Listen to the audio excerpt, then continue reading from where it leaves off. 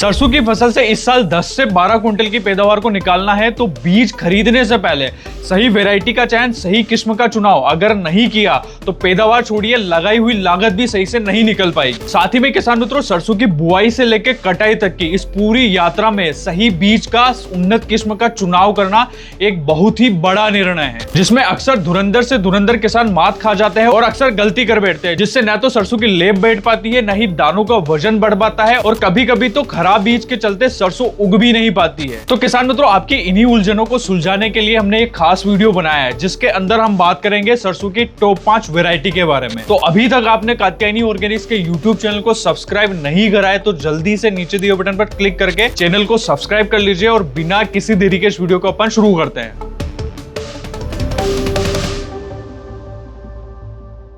किसान मित्रों, आप सरसों की बुआई करने के लिए वैरायटियों का सिलेक्शन करने जा रहे हैं तो आपको कुछ बातों को ध्यान में रखना बहुत ज्यादा जरूरी है। जैसे कि अगर आप जब भी वैरायटी खरीदते हो तो आपको सबसे पहली बात तो यह ध्यान में रखनी है कि जो भी वैरायटी आप ले रहे हैं उसके तेल की जो मात्रा है, मतलब कि जो ऑयल परसेंटेज जो है ना, वो ज्यादा होना चाहिए। मतलब कि अगर 39%, 40% और 42% तक की अगर लेब आ रही है ना, तो ये काफी अच्छी लेब मानी जाती है। अगर 42 से ज्यादा लेब अगर दाने की है तो वो तो काफी शानदार वैरायटी होती है। तो जब भी आप वैरायटी चयन कर रहे हैं या फिर दुकानदार से वैरायटी खरीद रहे हैं तो उसका ऑयल परसेंटेज जो है वो जरूर जांच लें। और दूसरी बात आपको यह ध्यान में रखनी है कि आप जब भी सरसों की बुआई करने जा रहे हैं ना, तो आपको उसका बुआई का समय और वैरायटी के जो पकने की अवधि है ना, वो भी आपको जांच लेनी है। क्योंकि अगर आप सरसों की बुआई करने जा रहे हैं, अगर लेट कर रहे हैं बुआई, यानी कि नवंबर महीने में अगर बुआई हो रही है, तो आपको अगेती पकने वाली जो वैरायटी आती है उसी वैरायटी का चयन करना है। जो वैरायटी 100 दिन में, 110 दिन में पक के तैयार हो जाती ना, ऐसी किस्म का अगर आप वैरायटी का चयन करोगे लेट बुआई में, तो आपका जो समय है ना वो अच्छे से मेंटेन हो पाएगा। और अगर आप अगेती बुआई कर रहे हैं, मतलब कि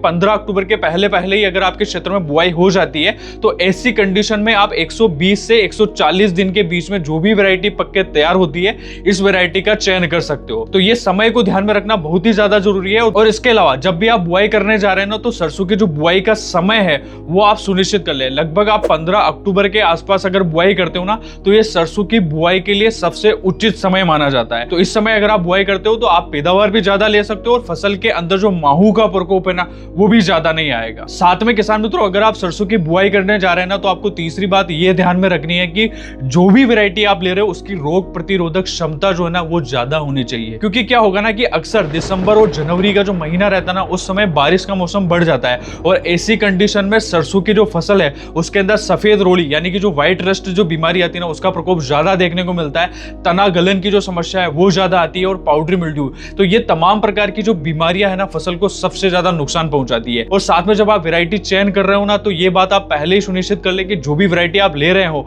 वो वैरायटी जो है वो रोगों के प्रति सहनशील हो। और किसान मित्रों, साथ में एक बात जरूर ध्यान रखें कि आप जो भी वैरायटी ले रहे हो ना सरसों की, यानी कि अगर आप काली सरसों जो आती है अगर वो वैरायटी ले रहे हो, तो उसका अमूमन जो ऑयल परसेंटेज जो रहता है ना, वो कम ही रहता है। मतलब कि लगभग 39 से लेकर 42 के बीच में उसकी लैब बैठती है। और वहीं अगर आप पीली सरसों की बुआई करते हो ना, तो उसका जो ऑयल परसेंटेज जो है ना वो ज्यादा आता है। उसकी जो लेब निकल के आती है ना, वो अमूमन 43% से ज्यादा ही आती है। तो अगर आप चाहते हो कि आपके क्षेत्र में अगर आप पीली सरसों की भी बुआई करना चाहे ना, तो आप उसकी भी बुआई कर सकते हो। क्योंकि जो पीली सरसों होती है ना, उसके अंदर तेल की जो मात्रा है ना, वो ज्यादा देखने को मिलती है। तो किसान मित्रों, आपको अंतिम और लास्ट बात ये ध्यान में रखनी है कि जो भी वैरायटी आप ले रहे हो ना, उसकी पैदावार की जो क्षमता है ना, वो भी ज्यादा होना चाहिए। क्योंकि आप कितनी भी खाद डाल दो, कितना भी उर्वरक डाल दो, कितने भी कीटनाशक, कितने भी फफूंदनाशक का छिड़काव कर दोगे, अगर उस वैरायटी की पैदावार देने की क्षमता ही ज्यादा नहीं है, तो आप उससे उपज जो है वो ज्यादा प्राप्त नहीं कर सकते हो। तो आप जब भी वैरायटी का चयन कर रहे हो ना, तो उसकी जो एवरेज उपज है ना, वो लगभग 10 से 12 क्विंटल प्रति एकड़ के हिसाब से होना चाहिए। अगर इतनी पैदावार फसल देके जा रहे हैं ना, तो आप सरसों की जो खेती है ना, उसे प्रॉफिटेबल बना पाओगे। तो किसान मित्रों, बिना देरी करे अपन वीडियो में आगे बढ़ते हैं और बात करते हैं सरसों की टॉप 5 वैरायटी के बारे में। तो सरसों की जो टॉप 5 वैरायटी है, उसके अंदर हमने पहली जो वैरायटी है वो रखी हमने DRMR 1165-40 नंबर। ये वैरायटी काफी शानदार वैरायटी है। इस वैरायटी को सरसों अनुसंधान निदेशालय ने साल 2020 में रिलीज करा था। और ये जो वैरायटी है, ये जोन 2 यानी कि जो राजस्थान है, हरियाणा है, उत्तर प्रदेश है और MP का कुछ पार्ट आता है, तो इन राज्यों के लिए सबसे अच्छी किस्म है, सबसे बेस्ट वैरायटी है। इसके पौधे की लंबाई की अगर अपन बात करें तो लगभग 5 से लेकर 5.5 फीट तक पौधे की लंबाई रहती है। तेल की मात्रा यानी कि ऑयल परसेंटेज जो रहता है ना, वो लगभग 40 से लेकर 42.5 के बीच में निकल के आता है। तो मतलब तेल की जो मात्रा है ना, वो काफी शानदार निकल के आती है। और इसकी समय अवधि यानी की पक के तैयार होने का जो समय है ना वो लगभग 133 से लेके 151 दिन का रहता है। मतलब थोड़ा ज्यादा समय लेती है पक के तैयार होने में, तो आप इस वैरायटी को चयन कर सकते हो। और इस वैरायटी की पैदावार क्षमता की अगर अपन बात करें तो इसके 1 एकड़ से लगभग 9 से लेके 10 क्विंटल तक की पैदावार निकल के आती है। किसान मित्रों, अब बढ़ते हैं दूसरी वैरायटी की ओर, जिसका नाम है RS 725। इस वैरायटी को साल 2013 में हरियाणा एग्रीकल्चर यूनिवर्सिटी ने रिलीज करा था। और ये जो वैरायटी है ना, ये किसानों के बीच में सबसे ज्यादा पॉपुलर वैरायटी है। हरियाणा एग्रीकल्चर यूनिवर्सिटी ने जितनी भी वैरायटियां रिलीज करी है अभी तक, उनमें सबसे ज्यादा पॉपुलर और सबसे ज्यादा और सबसे बेहतरीन पैदावार देने वाली वैरायटी है। इस वैरायटी को आप बरानी क्षेत्र, मतलब जहां पे सिंचाई के जो संसाधन है वो कम उपलब्ध है ना, वहां पे आप आराम से इसको लगा सकते हो। पानी की सुविधा कम है आपके पास में तो भी इस वैरायटी का चयन कर सकते हो। साथ में इस वैरायटी के पक के तैयार होने की जो अवधि है वो लगभग 136 से लेके 143 दिनों के आसपास रहती है। 1-2 दिन ऊपर नीचे हो सकता है, लेकिन इस दिनों में आराम से ये पक के तैयार हो जाएगी, कटाई के लिए तैयार हो जाएगी। साथ में फलियों की जो लंबाई है वो काफी ज्यादा देखने को मिलती है और एक फली के अंदर लगभग 17 से 18 दाने आपको देखने को मिलेंगे। साथ में पैदावार की अगर मैं बात करूं तो इसकी 1 एकड़ की जो उत्पादन क्षमता है वो लगभग 10 से 11 क्विंटल की है, जो कि काफी बेहतरीन है। अगर इस वैरायटी को आप चयन करोगे तो इसकी जो तेल की जो मात्रा है, इसके दाने का जो ऑयल परसेंटेज है वो लगभग 40% के आसपास निकल के आता है। तो तेल की मात्रा में भी ये वैरायटी पीछे नहीं रहती। तो इसलिए अगर आपके क्षेत्र में ये वैरायटी उपलब्ध होती है तो आप इस वैरायटी का चयन भी आराम से कर सकते हो। किसान मित्रों, बात करते हैं तीसरी वैरायटी का, जिसका नाम है RS 761। ये वैरायटी बरानी और सिंचित क्षेत्र दोनों ही क्षेत्रों के लिए सबसे उपयुक्त वैरायटी है और इसकी पैदावार क्षमता भी काफी शानदार है। लगभग 1 एकड़ से ये लगभग 10 से 11 क्विंटल तक की पैदावार देने की क्षमता रखती है। और इस वैरायटी की सबसे खास बात है कि इसकी जो दानों की चमक है ना, गुणवत्ता जो है ना, वो काफी शानदार देखने को मिलती है। और इस वैरायटी को आप राजस्थान, हरियाणा और बिहार जैसे क्षेत्रों में आराम से लगा सकते हो। और वहीं पक के तैयार होने की जो अवधि है वो लगभग 136 से लेके 143 दिनों के आसपास रहती है। मतलब कि RS 725 और ये जो वैरायटी है, इन दोनों के जो पकने की अवधि है ना वो लगभग समान है। मतलब कि कटाई के लिए जो है ना वो एक ही टाइम पे निकल के आ जाएगी। किसान मित्रों, अब बात करते हैं चौथी वैरायटी के बारे में, जिसका नाम है RS 30। ये काफी पुरानी किस्म है जो सिंचित और बरानी दोनों क्षेत्रों के लिए उपयुक्त रहती है। इसकी जो समय अवधि रहती है ना वो मध्यम समय की रहती है। मतलब कि ये लगभग 120 से लेके 130 दिन में पक के तैयार हो जाती है।